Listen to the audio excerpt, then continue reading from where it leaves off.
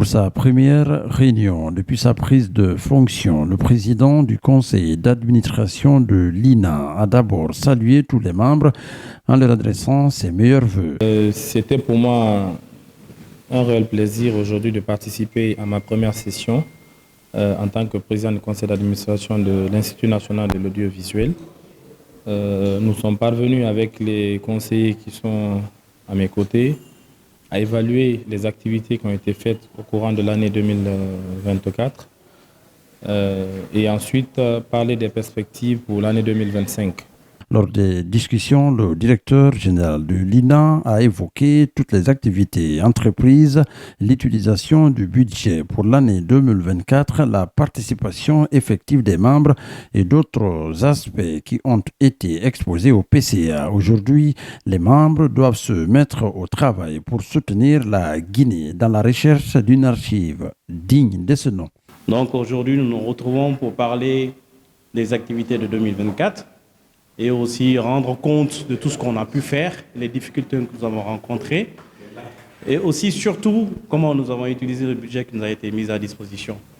Et je peux vous dire que le conseil a été très regardant dans les moindres détails pour voir comment nous avons utilisé le franc guinéen prêt. Et je suis plutôt satisfait, j'ai reçu quelques recommandations que la direction ne va pas s'attarder à les mettre en application. Depuis la création de l'INA en 2019, c'est aujourd'hui que nous avons pu bénéficier de ce siège. Le ministre nous a beaucoup accompagnés, le conseil d'administration également. Et il est question maintenant d'équiper en termes de mobilier et nous avons un accompagnement du département dans ce sens, également un accompagnement de notre conseil d'administration.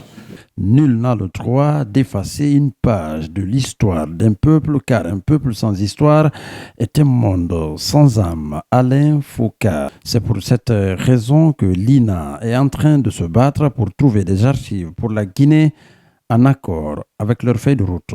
Je voudrais également remercier les autorités pour la confiance placée à nos directions pour ce qui est des missions qui nous sont confiées dans le cadre de la préservation de notre mémoire audiovisuelle.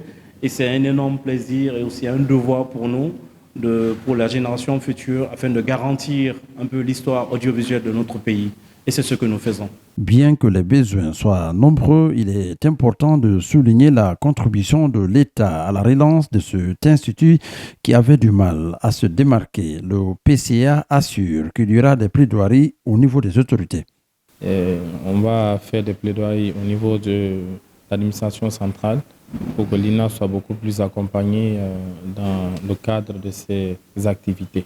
La session s'est terminée par une visite guidée du nouveau siège de l'institution. Une fois que l'équipement sera prêt, le personnel pourra commencer à travailler sur la recherche des archives authentiques de la Guinée.